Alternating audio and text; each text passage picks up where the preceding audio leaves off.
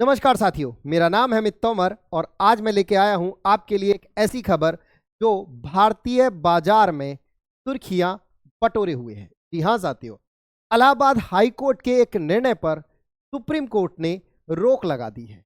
आखिर ऐसा क्या हुआ कि हाई कोर्ट के निर्णय के ऊपर सुप्रीम कोर्ट को रोक लगानी पड़ी? क्या है पूरी घटना? आइए सिलसिलेवार तरीके से समझते हैं। तो पहले देखिए, जरा कुछ न्यूज़पेपर की कटिंग देखते हैं। यूपी मदरसा शिक्षा बोर्ड अधिनियम को असंवैधानिक करार देने वाले आदेश पर लगी रोक, यानी सुप्रीम कोर्ट ने इलाहाबाद हाई कोर्ट का एक निर्णय जो कि किससे संबंधित था, जो कि मदरसा एक्ट से संबंधित था, उस पर रोक लगा दी। क्या था ये नियम, कैसे था, किसने रोक लगाई, क्या हुआ, आइए जानते हैं पूरी की पूरी कहानी शुरू से और आखिर तक। तो चलिए देखिए, यहाँ अलग अलग न्यूज़पेपर में इसे अलग अलग ढंग से कवर किया गया। क्या नहीं रद्द होगा यूपी मदरसा बोर्ड 2004 एक्ट? सुप्रीम कोर्ट से मिली बड़ी राहत। बच गया यूपी का मदरसा एक्ट। 17 लाख मुस्लिम छात्रों को राहत देते हुए सुप्रीम कोर्ट ने दिया। मतलब आफ्टर ऑल इससे 17 लाख स्टूडेंट्स को कैसे फायदा हुआ, कैसे राहत मिली, सारी बातें समझते हैं। देखिए जरा यहाँ, देखिए यहाँ अगर बात करें, ये देखिए 5 अप्रैल की खबर है। कब की खबर है? 5 अप्रैल को हाई कोर्ट के एक जजमेंट को सुप्रीम कोर्ट ने पलट दिया। जजमेंट क्या था हाई कोर्ट का, पहले यह समझते हैं। उससे पहले ये मदरसा एक्ट क्या है? मदरसा बोर्ड, यूपी मदरसा बोर्ड 2004 एक्ट है क्या? ये आफ्टर ऑल एक्ट क्या है, इस पर बात करते हैं। तो देखो, इस एक्ट की बात करूं तो अगर बात करें उत्तर प्रदेश मदरसा शिक्षा बोर्ड अधिनियम 2004, दरअसल 2004 में तत्कालीन जो यूपी गवर्नमेंट थी, उस समय पे जो मुख्यमंत्री हुआ करते थे यूपी के, श्री मुलायम सिंह यादव जी, उन्होंने एक एक्ट पारित किया। क्या एक्ट पारित किया? इस एक्ट के तहत, जिसे बोला गया उत्तर प्रदेश मदरसा शिक्षा बोर्ड अधिनियम 2004, इसके तहत इस अधिनियम का उद्देश्य उत्तर प्रदेश राज्य में मदरसों यानी इस्लामिक शैक्षणिक संस्थानों के कामकाज को विनिमय और नियंत्रित करना है। इसने पूरे उत्तर प्रदेश में मदरसों की स्थापना, मान्यता, पाठ्यक्रम और प्रशासन के लिए फ्रेमवर्क प्रदान की। मतलब क्या किया? आपने देखा होगा जो मदरसे चलते हैं, आपके आसपास भी मदरसे होंगे, उन मदरसों का एक तरह से रजिस्ट्रेशन करा दिया। मतलब उन मदरसों का रजिस्ट्रेशन करा के उसमें जो है उसके लिए ऊपर एक गवर्नेंस बिठा दी कि भाई इनकी देखरेख करनी है। उसका पाठ्यक्रम निर्धारित किया कि भाई इसमें ये पढ़ा जाएगा, केवल धार्मिक शिक्षा ही नहीं दी जाएगी, इसमें ये पाठ्यक्रम भी कराया जाएगा। और जो मदरसे रजिस्टर्ड कराने के बाद जो सरकार के कुछ मापदंड थे उन पे खरा उतरेंगे, उनको सरकार की तरफ से कुछ राहत पैकेज भी मिलेगा, यानी उनका जो एक तरह से जो खर्चा आएगा चलाने का, वो सरकार वहन करेगी। ऐसा हुआ। उसके बाद क्या हुआ? उसके बाद इस अधिनियम के तहत राज्य में मदरसों की गतिविधियों की देखरेख और पर्यवेक्षण के लिए उत्तर प्रदेश मदरसा शिक्षा बोर्ड की स्थापना की गई, यानी एक प्रॉपर एक बोर्ड बनाया गया, तब ये आगे बढ़ाया गया। उसके बाद हुआ क्या? हुआ अभी हाल ही में ये उत्तर प्रदेश मदरसा शिक्षा अधिनियम 2004 असंवैधानिक, मुलायम सिंह यादव की सरकार में बना था अधिनियम, यानी इसे असंवैधानिक बना दिया। इस पर फैसला दे दिया। किसने बना दिया? हाई कोर्ट इलाहाबाद ने इसे असंवैधानिक करार दिया। कब की न्यूज़ है? 22 मार्च 2024 की, यानी रिसेंटली पिछले महीने की 22 तारीख को इसे असंवैधानिक कहा हाई कोर्ट ने, इलाहाबाद हाई कोर्ट। जब असंवैधानिक कहा तो जाहिर सी बात है बहुत सारे लोगों की जो है पूरा का एक तरह से इसके साथ जो लगे हुए थे, जो मदरसा पक्ष के लोग थे, उनको ये बात नागवार गुजरी। जाहिर सी बात है गुजरनी भी चाहिए थी। इसके अपोजिट यानी हाई कोर्ट के फैसले के विरोध में ये लोग सुप्रीम कोर्ट पहुंचे। जब ये सुप्रीम कोर्ट पहुंच गए, अच्छा, इस पर जो हाई कोर्ट था उसने दलील क्या दी? इसे क्यों असंवैधानिक घोषित किया, क्यों करार दिया इसे असंवैधानिक? उसके पीछे इन्होंने तर्क दिए।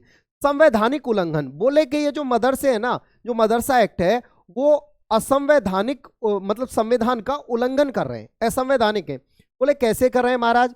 बोले देखो, इस अधिनियम को इलाहाबाद हाई कोर्ट द्वारा असंवैधानिक माना गया क्योंकि यह धार्मिक आधार पर पृथक शिक्षा को बढ़ावा देता है। बोले धर्म की शिक्षा देते हैं तो जो हमारे संविधान में क्या है कि भाई आप ना धार्मिक शिक्षा नहीं दे सकते कहीं भी, सरकारी खर्चे पे आप धार्मिक शिक्षा नहीं दे सकते। हाँ, अपना आप वो खोलिए, अपना कोई भी इंस्टीट्यूशन चलाइए, वो आप धार्मिक चला सकते हो, लेकिन सरकारी खर्चे पे नहीं दे सकते। अच्छा, एक तो ये धर्म की शिक्षा देते हैं, दूसरा इनमें जो वैकल्पिक विषय हैं जैसे भौतिकी है, गणित है, जो अदर विषय हैं वो तो ऑप्शनल हैं, वो तो बाद में आते हैं।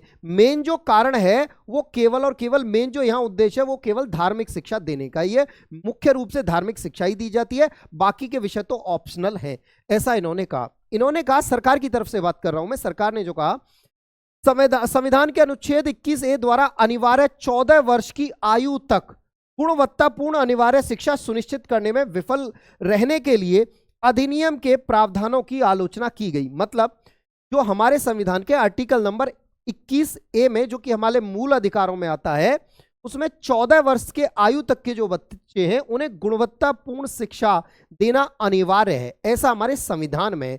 तो सरकार की तरफ से तथ्य था कि ये जो इन्हें शिक्षा मिल रही है ना वो गुणवत्तापूर्ण नहीं है, इनको सारे विषय वो नहीं पढ़ाए जा रहे हैं, ऐसा सरकार का दावा था। दूसरा, शिक्षा का अधिकार अधिनियम 2009 से मदरसों को बाहर करने के संबंध में चिंताएं व्यक्त की गई, जिससे संभावित रूप से छात्र सार्वभौमिक और गुणवत्तापूर्ण स्कूली शिक्षा से वंचित हो जाएंगे, ऐसा सरकार का क्या था। इस पर एक तरह से सरकार की तरफ से ये दलीलें दी गई कि भाई हम इसे इसलिए असंवैधानिक बता रहे हैं, जो कोर्ट था। अच्छा, और कोर्ट ने सरकार को हिदायत दी कि इसमें लगभग मदरसों में, अगर वर्तमान में बात करूं तो लगभग 17 लाख बच्चे और 10,000 से ज्यादा टीचर हैं। तो कोर्ट ने कहा कि भाई सरकार को की ये जिम्मेदारी है कि बच्चों को जो सरकारी स्कूल हैं उनमें एडजस्ट करे और इन टीचरों को भी एडजस्ट करे, मतलब बच्चों का भी फ्यूचर खराब ना हो, उनको स्कूल में एडजस्ट किया जाए और टीचरों को भी रोजगार ना जाए, ऐसा कोर्ट ने कहा, इलाहाबाद हाई कोर्ट ने। उसके बाद क्या हुआ, उसके बाद सीमित पाठ्यक्रम, बोले इनका पाठ्यक्रम जो है ना वो सीमित है। यहां देखो इस लाइन को पढ़ो, मदरसा पाठ्यक्रम की जांच करने पर न्यायालय ने आधुनिक विषयों पर सीमित जोर के साथ इस्लामी अध्ययन पर अत्यधिक ध्यान केंद्रित करने वाले पाठ्यक्रम पर ध्यान दिया। यानी इनका जो पाठ्यक्रम है वो क्या है, इस्लामिक जो शिक्षा है उस पर ज्यादा ध्यान देता है, जबकि आधुनिक विषय सीमित है, ऑप्शनल है। ठीक है, उसके बाद इन्होंने सारी की सारी यही बातें की कि भैया कुल मिला के बात यह है, ये जो है पूरी तरह से इस्लामिक शिक्षा को बढ़ावा देता है और जो आधुनिक शिक्षा है उस पर बल नहीं देता है।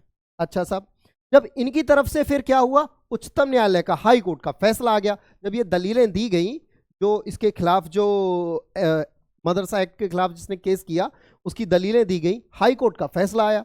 इलाहाबाद उच्च न्यायालय ने धर्मनिरपेक्ष सिद्धांत और मौलिक अधिकारों के उल्लंघन के कारण उत्तर प्रदेश मदरसा शिक्षा बोर्ड अधिनियम 2004 को असंवैधानिक घोषित कर दिया। भैया 22 मार्च 2024 को इसे असंवैधानिक घोषित कर दिया गया, किसके द्वारा, उच्च न्यायालय के द्वारा। उसके बाद क्या होता है, ये जो थे, जो मदरसे वाले पक्ष से थे, वो लोग पहुंच गए सुप्रीम कोर्ट। जब ये बोले कि महाराज हमारे साथ तो हमारा जो है मूल अधिकारों का ही हनन कर लिया, हमारे साथ ज्यादती हुई है, त्राहिमाम करते हुए ये पहुंच गए कहां, ये पहुंच गए यहां।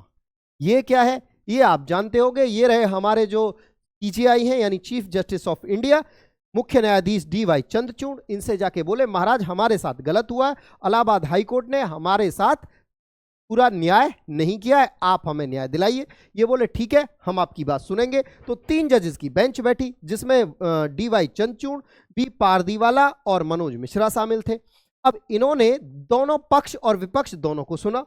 पक्ष विपक्ष दोनों सुनने के बाद कुछ सरकार ने अपनी दलीलें रखी कि भैया हम जो है इसे इसलिए असंवैधानिक बता रहे हैं, जो हाई कोर्ट ने इसे इसलिए असंवैधानिक बताया है क्योंकि ये पूरी तरह से जो कि भाई आप जो धार्मिक शिक्षा नहीं दे सकते, इसका उल्लंघन करता है, बच्चों को जो मूल अधिकार है शिक्षा का अधिकार उससे अनभिज्ञ रखता है। ये सारे के सारे सरकार की दलीलें, सरकार की तरफ से ये दलीलें रखी गई।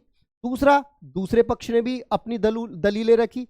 जो कोर्ट में मनु सिंघवी ने तर्क क्या रखा, मनु सिंघवी जो कि मदरसों की तरफ से केस लड़ रहे थे, उन्होंने क्या किया, उत्तर प्रदेश मदरसा एक्ट को रद्द करने के इलाहाबाद हाई कोर्ट के फैसले को चुनौती देने वाली याचिका पर सुप्रीम कोर्ट में सुनवाई के दौरान मदरसा बोर्ड की तरफ से अभिषेक मनु सिंघवी पेश हुए। ये मदरसा बोर्ड की तरफ से, जो मदरसा बोर्ड था ना, उसके वकील कौन थे? अभिषेक मनु सिंघवी। अच्छा, ये पेश हुए, इन्होंने क्या किया? इस दौरान उन्होंने कहा कि हाईकोर्ट का अधिकार नहीं बनता कि इस एक्ट को रद्द करे, ये हाईकोर्ट का अधिकार नहीं है। इस फैसले से 17 लाख छात्र भी प्रभावित थे। साथ ही इस आदेश से करीब 25,000 मदरसे प्रभावित हुए हैं, जो लगभग 125 साल पुराने हैं। ये मदरसे 1908 में रजिस्टर्ड हुए थे, इनका ऐसा कहना था। फाइनली वाद विवाद हुआ, तर्क वितर्क हुआ, कोर्ट ने फिर फाइनली अपना डिसीजन सुनाया और यूपी सरकार से कोर्ट ने कहा कि भैया सुनो, आप ना 31 मई तक आपसे जब इनको नोटिस दे दिया सरकार को, और जो भी मदरसे एक्ट के विरोध में थे उनको नोटिस पहुंचाया कि भैया सुनो, आप ना 31 मई तक आप जो है जवाब दो अपना, है ना, इस पर आप क्या जवाब दोगे वो आप अपना जवाब रखो, उसके बाद हम फैसला इस पे, फाइनल सुनवाई अभी बाकी है, एक सुनवाई और होगी फाइनल, है ना, उसके बाद ये फाइनल इस पे मैटर क्लोज हो जाएगा। फिर फाइनली डिसीजन आ गया किसका? सुप्रीम कोर्ट का, कि भैया यूपी के 17 लाख मदरसा छात्रों को बड़ी राहत। सुप्रीम कोर्ट ने हाई कोर्ट के आदेश पर लगाई रोक। वैसे बाय द वे आपको बता दूं, मदरसा क्या होता है? मदरसा मतलब होता है अध्ययन का स्थान, जहां पर अध्ययन किया जाता है उसे मदरसा बोलते हैं। जैसे आप स्कूल बोलते हो वैसे ही उसे मदरसा बोलते हैं, जहां अध्ययन, जैसे गुरुकुल होता है ना अपना, ऐसे ही मदरसा होता है। ठीक है, ये सारी की सारी चीजें निकल के यहां आई। अब आप इस बारे में क्या सोचते हो, आपकी इस बारे में क्या राय है, हमें फटाफट से लिख भेजिए। और हाँ भाई, एक बार और आप लोगों से एक और शिकायत है, हमारे जितने भी श्रोता हैं उनमें से 93% ऐसे श्रोता हैं जिन्होंने चैनल को सब्सक्राइब ही नहीं किया है। तो भैया देखो, चैनल को सब्सक्राइब करने का कोई चार्ज नहीं होता है, इस तरह से एक बटन होता है, उसे आप प्रेस करिए, उसे सब्सक्राइब करने का कोई चार्ज नहीं है। बस बात ये होगा, हमारा मोटिवेशन होगा आपका सब्सक्रिप्शन, है ना। तो फटाफट से चैनल को सब्सक्राइब कर लीजिए ऐसी ही इंटरेस्टिंग वीडियो को देखने के लिए। धन्यवाद, आपका दिन शुभ हो।